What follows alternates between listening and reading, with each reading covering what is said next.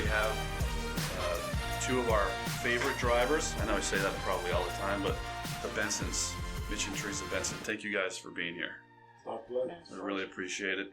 How long have you guys been with Gateway? It's been a few years. 5, 6. Yeah, you was here, and then I came like a year later. Yeah. Okay. I think for me 6. I think Theresa 5. 4 or 5. Yeah. In fact, I was going through old video footage, and your orientation, the one that you were in, is on our the pre, all of the videos that we have, the intro to the videos. There's just a few different shots, and there's one shot of your orientation group, and so you make a very brief appearance in there. Okay, I'd like to see that one day. Yeah. Okay. Well, yeah, I'll show you. Well, and so since you guys have been here, you brought a lot of people with you too. So Gateway is almost now synonymous with Benson. It's it's a big. At the start, it was 1, 2, maybe 8, 9. Yeah. It was. Yeah, it was a lot of it. Yeah. Well, and we've never had any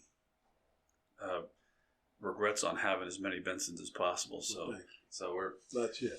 Yeah, not yet. Yeah. Well, let's. Why don't you tell us a little bit about you guys? Maybe kind of your background. Where are you from? Maybe Theresa. Maybe we'll start with you. Kind of where'd you grow up, and a little bit about your background. Yeah, I was born and raised in Indianapolis, Indiana, and I went to school on the west side of Indianapolis and lived in Riverside, near downtown area. Okay. Mm-hmm. Then I met Mitch in '89, and then what were you doing at that time? Just working as everybody else, just working, living at home with mom. Yeah. So I met Mitch in '89. Okay. And then I was there until 91 or 92, and that's when I left. And you met in Indianapolis? And I met Mitch in Indianapolis. Yeah, I was playing football then. Yeah. So you have been in Indiana for a long time then? No, we weren't. Yeah, we have this time, but I wasn't there long. Yeah. I was just there when I got drafted. And what was it, 2 years? Mm-hmm. 89, 91. Then we moved out to California. Then that's when I took her with me to California. Right. Then we eventually went to Texas and got married. Okay. So ever since, you did meet in Indiana, but you've been in a bunch of places since then. Then we lived in Texas for about 8 years. Something like that, 8, 9 years. He wasn't 1 yet. And we moved back when he was about 8. Yeah. Something like that. And then we moved there and got married and stayed there for a while. Then I stopped playing ball and started working at FedEx. Mm-hmm. And then from there, FedEx brought us back to Indianapolis in 2003. Oh, FedEx brought you back to Indianapolis because you played for the Colts, but that was a different Indiana phase then. Yeah, that was the first phase, I guess, round 1. Yeah. So we were here, then we left. And then we stayed in Texas. We moved to Texas for a while. Then I wasn't doing anything for a while. Then I needed some insurance. So I went to work at FedEx. And they put me immediately in the management side. And that took a job here. After my mother passed, I went to Indianapolis because I was ready for a change. Mm-hmm. And so I had an opportunity to come here. Or Indianapolis for a management spot, a promotion. And then there was a chance for her to come back home because we had been all over the place, but mostly in Texas. So it was a chance for her to be back home with her family. Yeah. Okay. And you're from Texas? I'm from Fort Worth, Texas. Okay. So that's where you were born and raised until... Went to college there and everything. I went to TCU. Okay. From 85 to 89. Okay. 85 to 88. Then I came here in 89 to 91. Okay. So I find it of course, fascinating. I'm sure a lot of people do. So the professional football career is pretty cool. It It was different then. It's nothing like it is now. Oh, It's an easier. When I say easier, it's more protected now. Back then, it was just knock yourself out, get back up, smell some ammonia, get back out there. Probably right. why I'm crazy. Yeah. Well, I mean, because there's a lot of people who lived rough playing back then that are now having physical side effects. I do. I have them, but it's tough. That's why they let the boys play. Because the stuff I was experiencing after football, no. So Miles is he was NFL material, and people found it so hard to not let. How can you not let him play? Because they hadn't lived the life that I lived. So it was it was tough, but I didn't let him play because of what I'd been through after football. Just the physical aspect? No, the consequences of playing football, just the headaches, the shaking. Mm-hmm. You know, it's just the life after football is tough. It's tough, and that changed a lot of things for me physically. Mm-hmm. So it was a no-brainer not to let them play.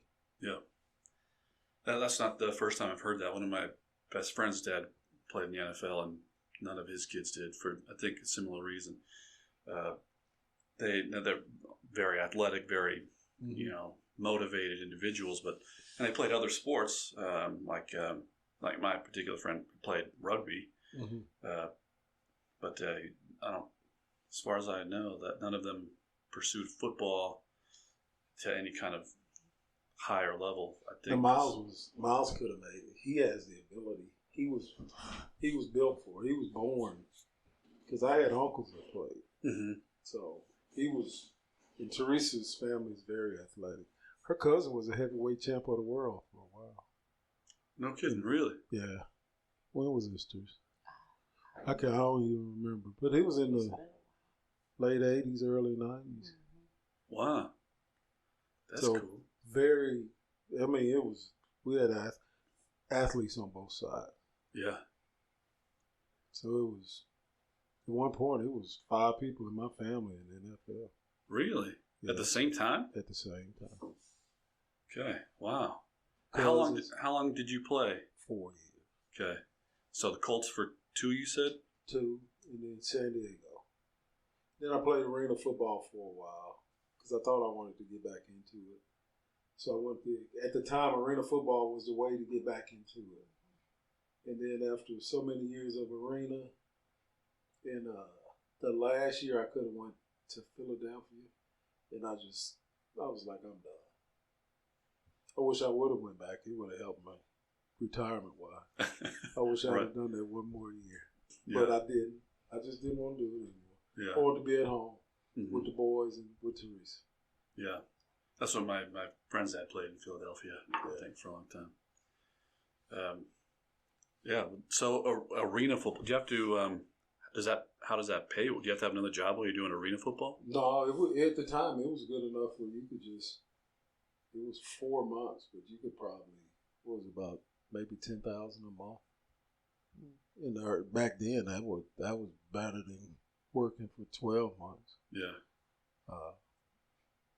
But you're away from your family. It's you don't travel with your family. Yeah. In the NFL, your family could meet you somewhere if you wanted to. Right. But arena football was different. It was like the bus league. You don't fly. You didn't fly everywhere. If it was somewhere close, you ride a bus. Yeah. How did you find the culture in the NFL? The reason I asked that is a really good friend of mine was a lawyer for several players, and he said that was his dream. And once he kind of got there, he was almost disenchanted by kind of just like the.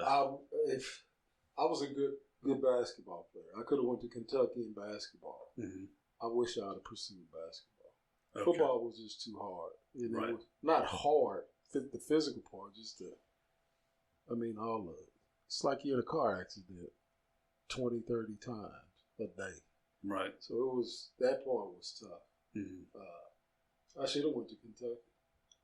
I could have went to. The only good thing I could ever say about the coach is Theresa.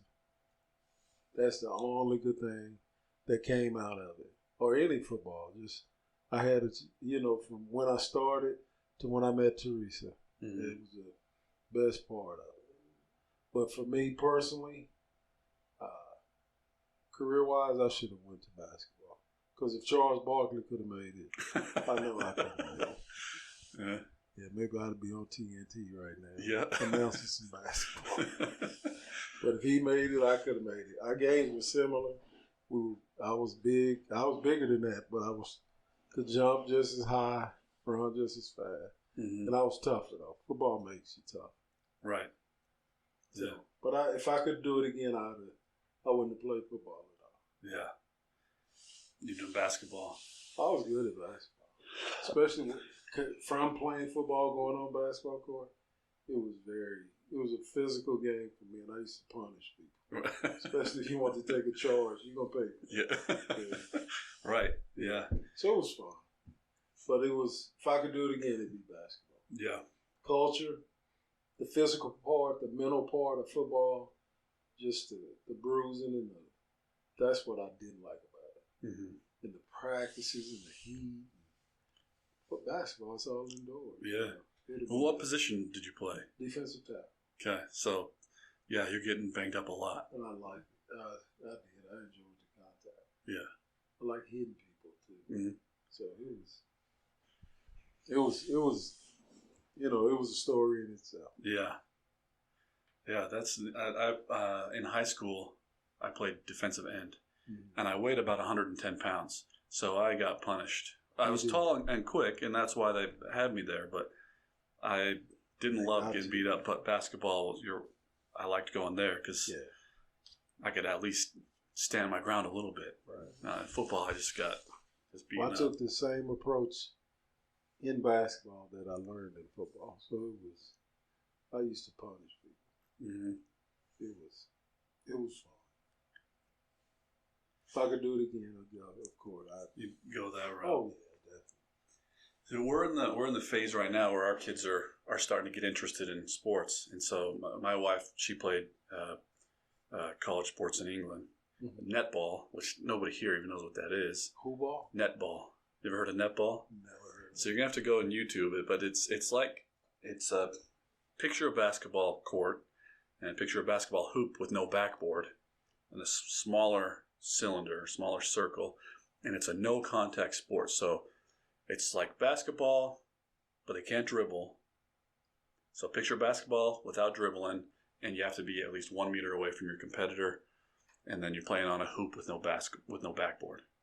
I don't know if that's a great way of describing. If anybody that's listening is like a big netball fan, they're probably really offended by my description of it. I don't know, but so it's definitely have to see. You'll have to look at it. It's a Commonwealth sport, so they'll play it in like New Zealand and Australia, and of course England, and I think they might even in Canada maybe. But yeah, I had never heard of it, but she was very good at it. But so as well as a bunch of other sports, she's athletic in nature, and my family all grew up playing sports, and so now we're at the place where my kids all want to grow up playing sports, and I loved basketball.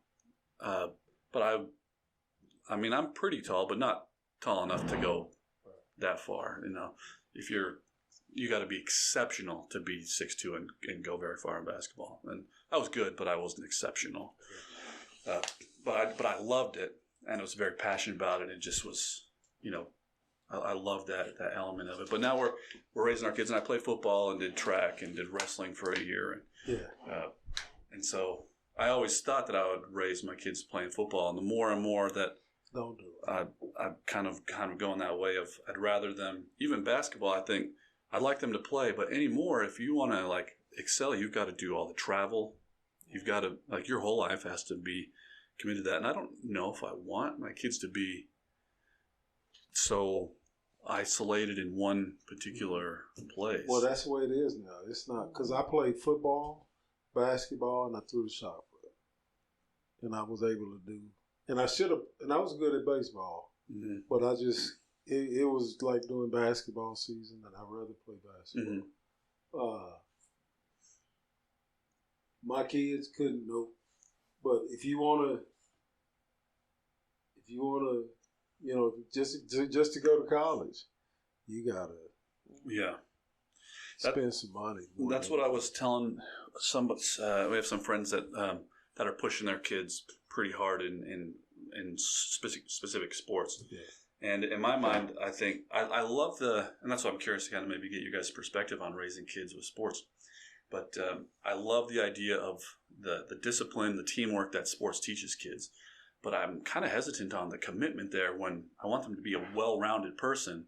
And I want them to have those elements that the sports teaches, but I also want them to focus on other aspects of life. I want them to be, have a good position spiritually. I want them to take academics seriously. I want them to be socially acclimated, just like anything that any parent would. So my advice, football introduced me to a life there was nothing like I was raised. So if you're going to do it, you have to be there. My father gave me some space, but that space just kind of took off. It was tough, but if I was in there with my child, if my child or my son was doing it now, and if I'm going to push them, then I'd have to be there. Right. Yeah. One of us would have to be there all the time. Why is that? Just the life that, especially football in Texas, it was king. I mean, you got treated real good. You go to places, you go to a restaurant, eat free, just, so people like recognize keep them grounded. Is that like? Well, it's just, to me, it was the lifestyle, the girls, the drugs, the alcohol. Mm-hmm. And I wasn't into all those, but I mean, I liked the girls. It did introduce me to that. But the drugs and alcohol, no drugs. But I did like, at an early age, going to keg parties, just all kinds of stuff. Mm-hmm. Just have to be there. Right. Especially if you're going to push them, don't just let them travel. Yeah. Somebody's got to go. Yeah. Times have changed. They're not like they used and to it's be. so, right. The training is so specific in time. Mm-hmm. Just it eats up your time. That's kind of what that's what scares me. Like, to basketball and football especially, you have to not only be talented, you kind of have to be a genetic anomaly. You got to be big and fast naturally. And I had one. Right. I got one. And me and my kids might be athletic, but we're not going to be like that. But baseball, you don't have to be. Right. You don't have to be 6'5". You don't have to be 6'10". Right. But I think it's all right. But my thought is, like, if I can, and college is so expensive, the time frame I think might be worth it if I can, like, almost guarantee that they're going to get a D1 position in a sport and get a scholarship. I think it might be more worth. Well, you got to start now. Yeah. But that's the. You got to start right now. I don't know. Because I didn't play. I was a football. I was a junior in high school, but I was 6'4", 6'5", just 240 in high school, and had a 40-inch vertical. I mean, I was considered like a freak of nature to be that big, and could run. I was 4'7", 4'8", 40 at 285 pounds. Mm-hmm. It got me in the NFL. And that's without the training that they have now. Right. So now the training is specific for sports. So if you're going to do it, it's going to cost you some money and time. Mm-hmm. But in the end, if you can get to college, because my college then was when they gave a summary of what they had paid for, in 4 years, in 88 when I finished, it was over $200,000 then. But that was everything. I lived on campus for 4 years. Every book, every class, didn't have to pay for nothing. It was over $200,000. Wow. So I can't imagine what it is now. For that level of involvement, that's got to be, yeah. And TCU was in the it was the Southwest Conference then, which was the best conference there was. It was the Texas, the Oklahomas, Kansases, SMU, which was considered one of the, probably at the time, the best program money could buy. It was very competitive, and they would do almost anything to get those athletes at those schools. So you had to be good to make it there. And do you follow football now? No, not really. I don't know. Only reason I watch it, Miles wants to watch it, but I don't really have to watch it. Yeah. I rather watch basketball. Yeah. College basketball. So, kind of transitioning though, it sounds like it gave you some skills to where, like FedEx, for example, it seems like that they noticed natural leadership ability and put you right into management. They did. Right. I mean, I walked off the street and became a manager the next week, I guess. Football did teach me a lot of that. The discipline part. I've lost a lot of the discipline, but at the beginning, I was very disciplined.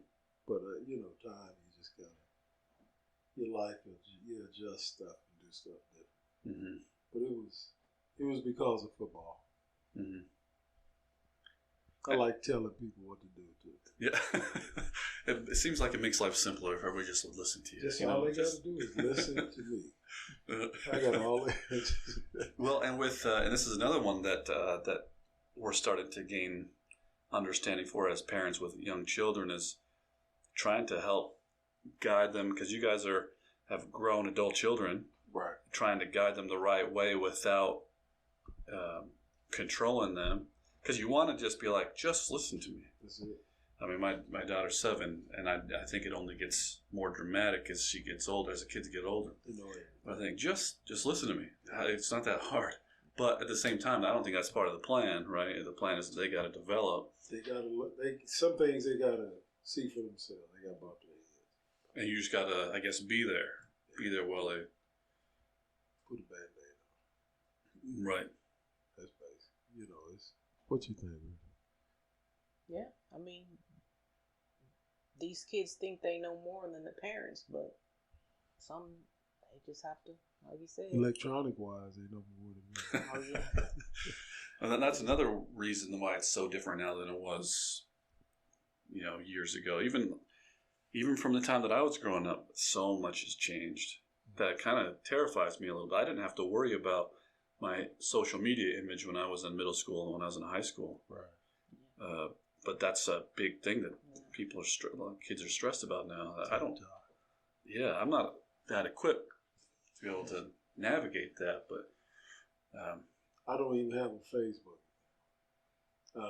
I don't do anything social media. Yeah, I'm kind of a weird oxymoron in that I don't really either. But then for work, I'm trying to be as social media proactive as possible right now. For business, you have to. Yeah, it's just got to be that way. And then I do a lot of like amateur writing. I like to write, and so I have a social media account that's paired up with my like writing projects and journey. And then at the same time, I'm kind of anti-social media because I like the privacy element of being separated from technology. I don't want to be beholden to technology. And I feel like a lot of people are kind of trapped by their phones, and I try not to be like that. My grandkids got to have their iPads, tablets. Oh yeah, and you take them away. Oh my goodness, the tantrums, and I'm like, yeah, that's what's killing wow.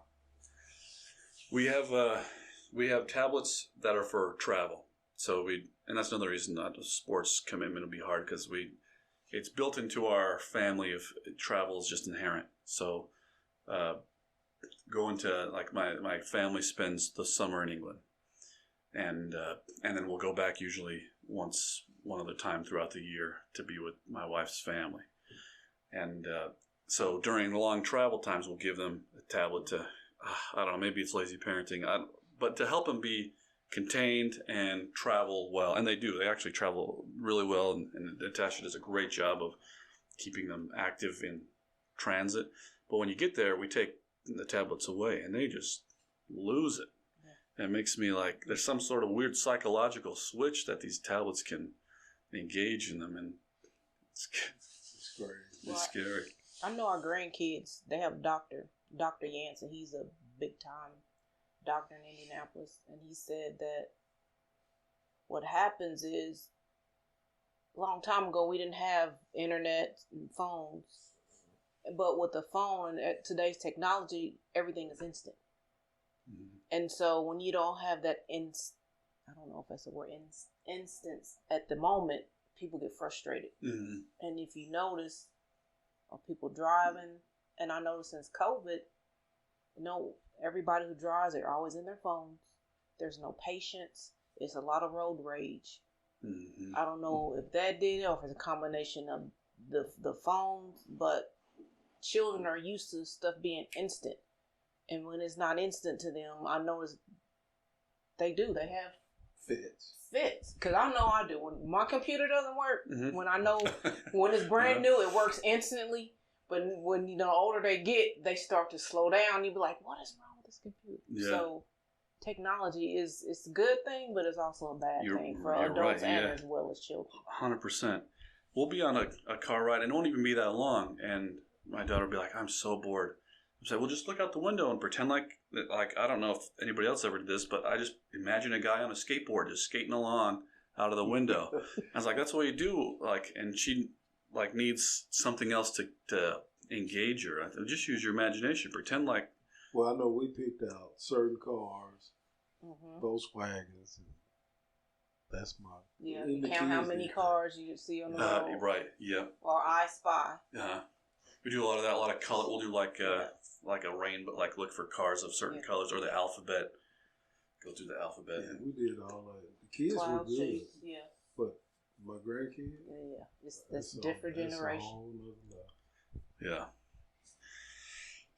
Well, so hopefully it's been a good experience having. I mean, you guys have a really interesting background, and it's amazing how the trajectory of your life evolves in a way that you don't intend, but in a way that you're grateful that it did. So, like football, for example, and had you not done that, you wouldn't have met Theresa. And so, so although you'd go back and change things, also at the same time you wouldn't, because you want to be where you're at right now. Absolutely. And so one of those weird threads in the Benson story, just this little thread of is Gateway, and we're glad that it is now part of that Benson fabric, at least for some part of the story. How did you get involved, or how did you find out or get started doing this? My nephew, he started driving. Someone introduced him to Gateway. Then he was talking to me. He was a barber, and he moved trailers. And one day we were talking, and I didn't take him serious. Then I heard him talking about it again, and it kind of piqued my interest a little. And I was like, I want to try that. And it took me a minute to get in at the time because Jordan was busy. Justin was busy. But when he got me in, I wasn't doing things profitable. So I talked to him, and he got me, start recommending me the way I do stuff. But I got to Gateway through my nephew, and that's how all the Benson stuff started. I came first, and drug some people along with me. And it's worked out real good for us. I always tell people, if I could do this full time, if there was benefits with it, I'd be doing this full time. I would. It's a no-brainer for me. But I met it through Brandon. That's my nephew, Brandon. And he was doing it first. And he stopped doing it because he started raising a family more than anything. And for us, our kids were older, so it worked out perfect for us. Yeah. And plus my other work schedule, it works out well. Yeah. So what were some of those things that you were doing wrong or that you started doing right to change that profitability? Wasn't going for enough first. I wasn't thinking I don't know. I guess I was thinking time. I did a trailer. But I wasn't thinking big picture. He would help me. Justin really got me thinking big picture. Start thinking, start calculating what it would cost. Now you know how far you want to go, about what it would cost, and then you can start thinking about what you were making. Mm-hmm. So I wasn't thinking, didn't want to go as far. I thought I didn't want to go as far, but now I love the long trips. Mm-hmm. Strictly because it pays better, or no? I just like the time on the highway. I like the wheel time. Yeah. So it's just the thinking and the riding, especially because we go most of our trips are together. Yeah. So with us, it's not we get to have some good conversations on the road. Mm-hmm. We kind of plan our trips because being from Texas, I like to get back to Texas when I can. Mm-hmm. And so I've never been paid to go home. Now I get paid to go home. Mm-hmm. So big picture, when I think big picture, I wasn't thinking financially, mileage. I wasn't thinking time, when I could leave, how soon to leave, what time to deliver. Mm-hmm. All that, he got me thinking on a whole nother level. So it worked out perfect because it became profitable. It was so profitable. That's why everybody else came. Yeah. Especially pre-COVID. Mm-hmm. Pre means before, right? Mm-hmm. Pre-COVID. Mm-hmm. And then when COVID came, it was really on a whole nother level. Yeah. And that's when everybody from the Benson family comes. Yeah. Well, hopefully we can get back to some of those. I don't know if we'll ever get back to that same. Because then I was thinking greedy. I was getting greedy then. I mean, we were, whatever the law would allow us to drive, that's what we were doing. I was taking vacation from FedEx just to move trailers. I got real greedy. Well, it's a good thing you weren't around during the Katrina times, because that was the injection that got Gateway kind of to the next level. It was the DOT said, we have a lot of trailers we got to get down south. Anything goes, no rules. Wow. So people were they're hooking up to their station wagons. Half sleeping, hooking up trailers. That's exactly what it was. Yeah, that's exactly what it was. They couldn't do any lesson. I think they learned their lesson a little bit, but there still has been, even since then. In fact, I think even since you guys have been here, there was a small stretch, I think, of like South Carolina bunkhouses that they took away some of the restrictions on DOT wise. I remember that. But I love the wheel time. Right. I do, and I want to go to, like we were talking. I want to go. Was it Saskatchewan? Is that the real far? That's a ways. I can't remember. Newfoundland. Yeah, Newfoundland. Yeah. And I want to take one of those. So. Yeah. Well, when we get one, we'll send you on there. You guys have done a lot of Canada stuff. I like Canada. I think Canada is. It's not bad. Yeah, it's the cleanest place. It's not bad at all. There's a lot of people that are afraid of Canada. I think maybe the border scares them. Oh. Maybe different. Only bad thing about the border is when your paperwork is not right. Yeah, that's the only thing. And you guys have had that a few times. Yes, me. It was always me. Oh, Jackie. Yeah, me and Jackie. Yeah, because me and Jackie would go together. I'm like, really? That's the only bad thing. But if you go late at night and the border's not crowded, it's perfect. And then and by the time we get there and come back, everybody's going to Canada and we're coming out. Yeah. My favorite trips are Canada. Right. Oh, I'll take it. Except that one time we went. Which one? In the snowstorm? In the snowstorm. I said, we'll never go to Canada in the winter. And it was way up there. Yeah. But other than that, it's I don't mind going to Canada. Yeah. Well, if my schedule would allow, I take every Canada trailer my schedule would allow. Yeah. You'll love the Newfoundland trip. And we'll get you one as soon as we got a good relationship with the dealer up there that as soon as they start selling them again, we'll get you on there. But drive up to Maine is nice. The border crossing in Maine, easy as can be. And then it's like this beautiful eastern Canadian countryside through New Brunswick and then Nova Scotia. And it's just... Yeah, I want to see a bear. I want to see a moose. I want to see... You got the trip to Alaska. I know. I haven't seen a bear yet. I saw a glimpse of a moose, but saw a lot of eagles. And on the ferry, I saw some whales and dolphins. Yeah. But my parents did the trip to Alaska, and they were sending us pictures of bears on the side of the highway with their cubs and moose and stuff. And that I'd like to do that one. That one's I want to do one of those too. Yeah, they had one of those on there before I seen it, way west on top of Seattle or something. Yeah. Yep. Yeah, we get some over there, Western Canada. I know that Alaska took about 3 weeks total round trip. It's a long haul. I gotta retire. Yeah. We both can't be working to do that. Where's your favorite place to go to? Home for me. So Texas. Yeah. Mm-hmm. But I mean, just that's for personal reason. But for Canada, I like Canada. Canada is beautiful to me. Yeah. Especially when we went up there in Maine, and then we went 7 hours from Maine. I can't remember the name of the place, but that was beautiful. I mean, we went through some mountains, and it looked like the ocean. It was the biggest lake if it wasn't. I don't know where we were, but it was beautiful. Yeah. So my favorite is Canada. What do you do do you guys see sights on your way back? It depends. It's for the most part, no. Mm-hmm. Just ready to get back and get on the next thing. Yeah, get on the next. I agree. Uh-huh. She wants to stop more and see things more, but between the kids and getting home, the grandkids and getting home.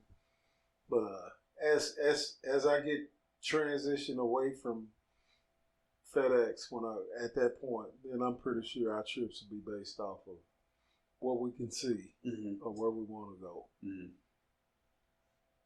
What are your favorite places, Theresa? Same thing? Yeah, I like Canada. Mm-hmm. Wyoming too. We went to Wyoming, Utah. Oh, that's when I got sick.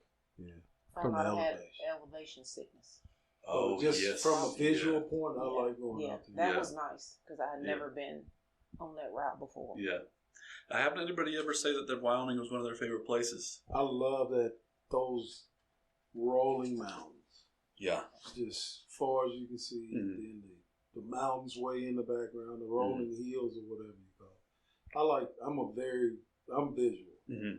I like to see nature. Stuff. I do too. That's where I grew up. Was out in Utah, and just in the mountains and camping every other weekend. You just go hiking, and we would do big hikes and see a lot of wildlife hiking. So and then when we were 16, moved out here. Big change. Yeah, no mountains. Very green. Yeah. You miss out some of that green out there. But I grew up in the desert mountains in Utah, and I think it's beautiful. Me too. I like that. That one trip we went where we went south. It was a I don't know if it was a private deal. We dropped the trailer off, and then we had Arizona. Yes, we went to. I know we went to. Was it Wisconsin? Somewhere. Or Minnesota, and then it was from there we took a trailer to Arizona. Yeah. Oh, and right. that was flat and desert, and it was interesting. But I liked did that either. Yeah. It was fun. That was nice. That was about 2 or 3 days. We didn't see anybody, but it was like a lot of Indians or whatever reservation people out there. So it is. Yeah, that's one of my favorite things about traveling is just seeing these places that just seem so foreign to what you're accustomed to, and the people that are there and and get to interact with some of them and see kind of the way that they do things and see that landscape maybe aside, that a lot of similarities in their goals. I like seeing stuff. I mean, you see things you would not normally see, places you wouldn't think to go, and to say you've been there, and to see something actually real places that people live there actually have places like that. Have you been all the way out? Have you done anything total West Coast? As far as we've been in Utah. Yeah. Okay. Yeah. I want to do more travel, but it's just, I think it's me. Yeah. We don't know if I'll get sick again. Yeah, she got real sick, and I don't know. And that was right when COVID was starting. So I don't know if it was. I think she had COVID. Kind of, because shortly after that, we all got sick. Remember, it was in January. Right. That could be then. Yeah. So I don't know if it was all that combination of that, but we'll see. I would like to go back though. Yeah. When we, my wife and I, we got married in Utah, and so a lot of their family came out, and a few of them had some of that kind of elevation, but it wasn't too bad. It was a couple days and headachy, but we were in emergency. Yeah. Really? Yeah. I was really sick. I was laying in the back seat. I couldn't. The only thing would help is get off. Get low. Get low. That's what the doctor said. Yeah, get off the mountain. We stopped in. Where all of Aspen. No, it wasn't Aspen. That's where you went to the doctor. No, begin with a V. Vale. They said that's where all the rich people go to ski and stuff. Beautiful area. Yeah. But I could see if you're down and out like that, you're not gonna enjoy it that much. Yeah. She's throwing up all. Yeah. So I just know they say hydration, so I just make sure. I'll probably have to get a nausea patch from the doctor and just keep drinking liquids. Mm-hmm. And they say that's usually elevation sickness. It's from dehydration. Wow. Because they say the cold air, it basically dehydrates you because, I don't know, something about the air and your body. It's like drinking, alcohol takes something out of your body. When you drink too much, that's why you get headaches. Because you're dehydrated. Right. So you have to keep hydration in your body, and that helps with that. Okay. Right. So I'll have to remember that next time. I guess I never really had to deal with it because that's where I was born and raised, was in the mountains. So it's every once in a while I go back and I'll feel the dryness. Yeah. And forget how dry it is out there. Yeah. What are some? I know you guys have brought a lot of people on. Do you give them specific advice, or what are some things that you would tell new people that are doing this for the first time? Don't be afraid of the mile. Because a lot of times we want to start off slow. Mm-hmm. But that's the worst thing to do. Yeah. So whatever you feel make like, any money you won't. that. If you're gonna make a living at it, you gotta put some time behind the wheel.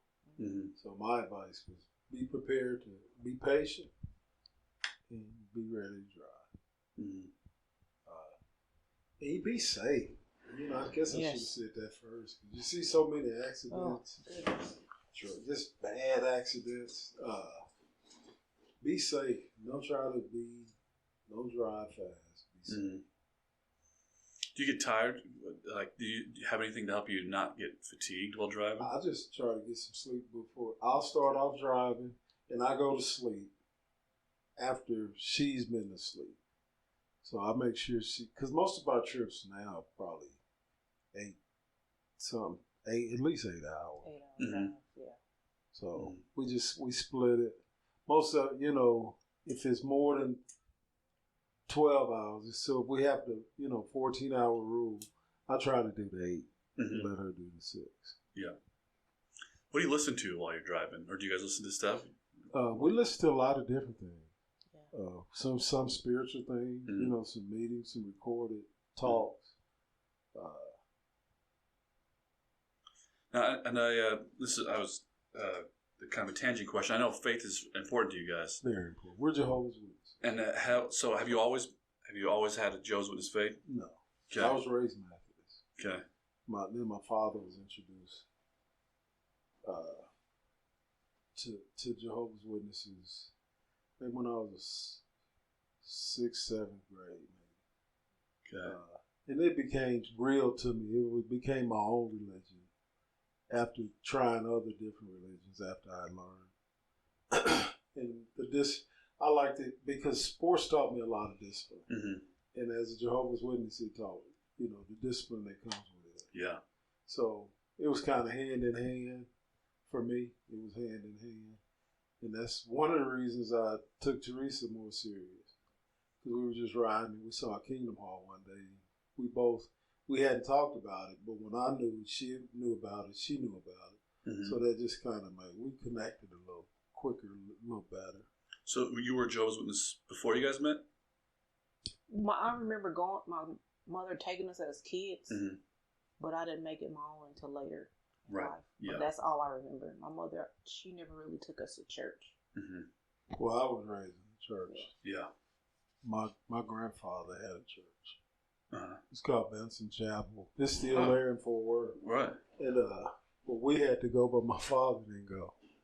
Right. It was was it his grandfather's church? Maybe I might be saying it wrong, but it was either my grandfather or it was my great grandfather's family church or something. But it's called Benson Chapel. It's still there, and we had to go, but he wouldn't go. Mm-hmm. But he said we needed something, so I knew it was something different about being a Jehovah's Witness, because he wouldn't go. He didn't go to church. Excuse me, but he went to the Kingdom Hall. Mm-hmm. So it was a little different. And most people think my father's military, because he's a strict, guideline, morally clean, principle living person. Mm-hmm. And so it was good for him, and it was real good for me later on in life. Mm-hmm. Would have helped me if I'd listened earlier. I wish I would have listened earlier in life, but I didn't. Right.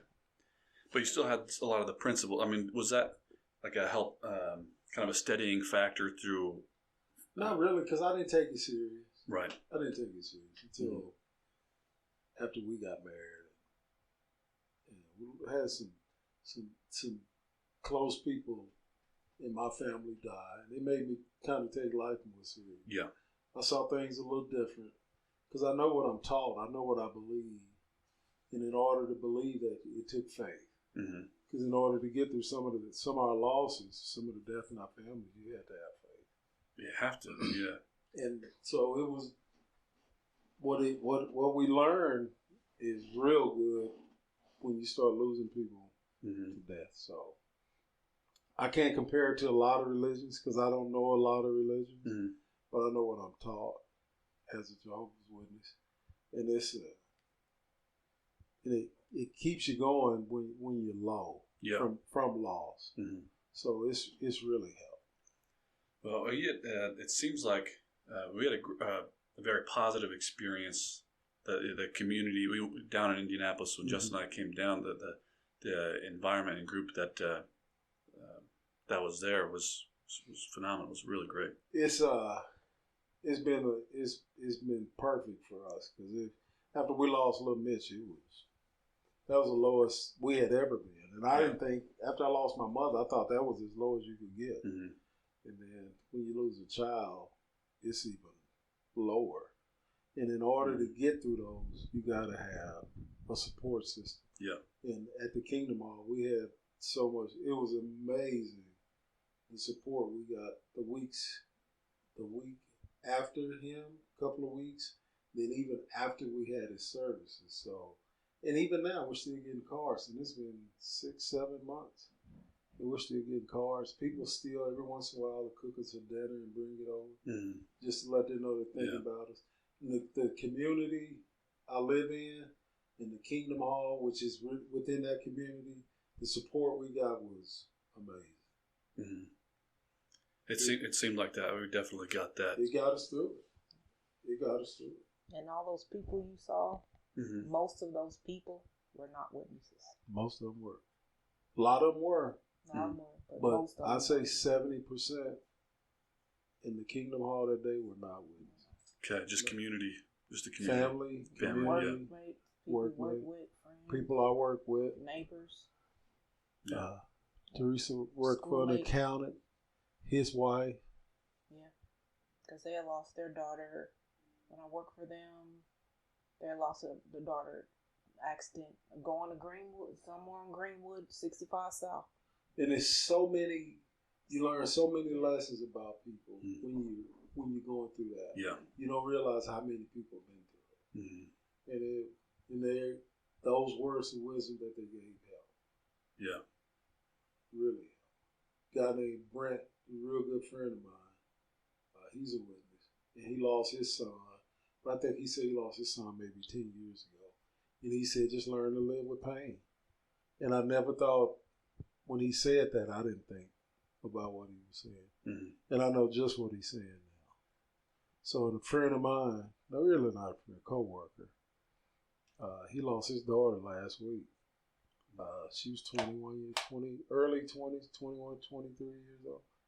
And, just the stuff that I heard, I'm telling him to try to help him because he's feeling guilty because he went home and he had lost her. He found her, and I was like, man, and he's feeling guilty. So I'm just trying to encourage him from the way that I was encouraged. Mm-hmm. You know, you can't always be there, but sometimes either listening or talking can help. Yeah. And you do have, the type of people that you are, but then also with the experience that you've been through, I imagine you're able to give that support to a lot of people. I hope I don't have to. Right, of course, yeah, of course. I didn't think I'd have to this soon. And then, right, 2 weeks ago, last week, 2 weeks ago, something happened to somebody I know. So the experience you gain, the stories you gain from it, you try to help somebody else. Yeah. Well, you guys are exceptional people. I truly mean that, and I think that's evidenced by the family that you have. All the Bensons that we meet just are more amazing people, and so I think that's a strong tribute to you guys. Well, thank you. What as kind of want to leave in a real positive, I guess. And what are some of the things that you guys are most proud of? Not necessarily just career-wise, but kids. Okay. I got 4. Teresa and I have 2 of the 4, and I'm proud. I can personally say I'm proud of all my kids. But you know, little Mitch was special. He had my name, and he took it real seriously. You know, having that name. But all my kids, I'm so proud of all my kids. Me personally, you know, I don't know what Teresa's thinking. I probably speak for her, but our kids turned out well. Got good grandkids, but our kids turned out well. That's what I'm most proud of. Same, yeah. So, in your hopes of the kind of the legacy that you two are leaving, I imagine it's through them. Is that kind of what you hope to, the mark you hope to leave on the world is through?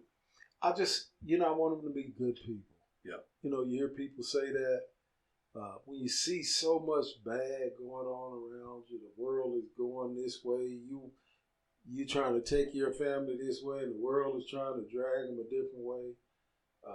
You just hope they listen. You just hope they listen. You hope they hear you. The advice you give them, that's all you want. You want them to hear you because you love them and you want them to have a good life. Mm-hmm. So when you talk to them, the experiences you give them, you just hope they're listening and hope even if it don't make sense then, maybe it'll make sense later. And hopefully they'll make the right decisions based off the things that you help them see through some stories, some experiences, some life-changing experiences that you could possibly avoid. Mm-hmm. So you just hope they're listening. Yeah. And that's what I hope for. I got grandkids, but I don't want no great grandkids. You know. And my oldest is my granddaughter, Madison. And she's pretty too. I'm like, these boys are gonna be after her. I hope she just makes the right decision. Yep, I guess that's all we can teach them best we can, and hope that they take it the right way. Yeah. Well, the one last question I'm supposed to ask, because we're trying to just get a feel for this, is your favorite dessert. Teresa's chocolate cake, buttermilk chocolate cake. Sounds like a win to me. Yeah. That's my favorite dessert. I don't know. I like everything. Seems like sweets. Yeah. But for me, it's with some Bluebell ice cream. Before they started having Bluebell in Indiana, we used to go to Texas and get dry ice. Bring about 6 gallons of ice cream. That's the mark of a true fan. Yeah. Oh, Bluebell. Yeah. So it's good. And it's the only ice cream that you get in a gallon. Everybody. No, I thought it was a gallon. Is it? Well, a true half a gallon, yeah. Everybody else is like pints or smaller, but that's a true half a gallon of ice cream. That's because it's from Texas. Everything. But it's expensive though. Right. It's gotten really expensive. I think it was on the way back from Newfoundland. Took a different route and went by the Tom and Jerry's plant. I mean, Tom and Jerry's I like, but it was interesting to kind of just see the ice cream process. In fact, in Fort Wayne, we have a big ice cream plant there. Ice cream cones. Yeah, ice cream cones, and then as well as Edie's. Yeah. I see the ice right there on the side of the highway. Uh-huh. I can't think of the name. Bunny is. I can't. Oh yeah, Bunny. Yeah, something. Bunny Yeah, ice cream. right. That's one of my favorite ice creams. What is it I like with the peanuts and the cone? Drumsticks. Drumsticks. Mm-hmm. That's what they Nestle have there. drumsticks. Yeah. Yep. Well, I can't say it enough. You guys are wonderful people. We feel very honored and privileged that you guys are part of the Gateway team. It's a privilege to be a part of it. I think about I'm glad I came here because there's so many companies you can work for. And the experiences that we gained from the loss, and y'all were there. I mean, y'all took time to come to Indianapolis during the lowest part of our life. So it makes us proud to come to Gateway, to say we work for Gateway.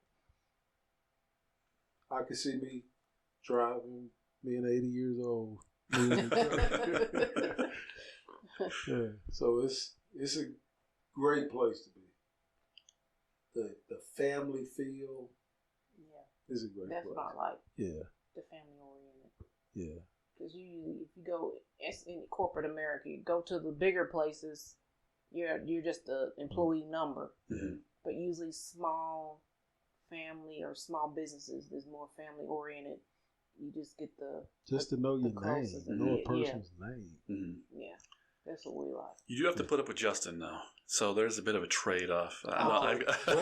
Yeah, I take him over in corporate America any day. I like Justin's my man. He got me in here. Yeah, he's he can't defend himself, so that's why I got to try to get some shots in on it. But he's gonna cut that part out. Yeah.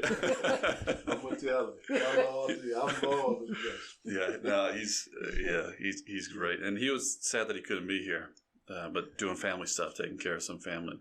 Okay. But normally we try to do them together, and he was really looking forward to come. But I mean, you have a lot of time. Yeah, absolutely. Thank you for taking some time to come up and do this. We love it. I'll give you links to where you can listen to it if you want to. If you hate the sound of your own voice, you don't have to listen to it. No, I want it. It's like my face. I want to see it. I want to hear it. I think I sound pretty good. I think I look all right. That's what I've heard a couple times. I've got a great face for radio, so this is perfect for me. Yeah, I got a face for TV. Yeah, you should. I could see you. In fact, next time I see Charles Barkley on there, I'll just go. That should have been me. Yeah. All right. Well, thanks again, and thanks for everybody listening. Okay.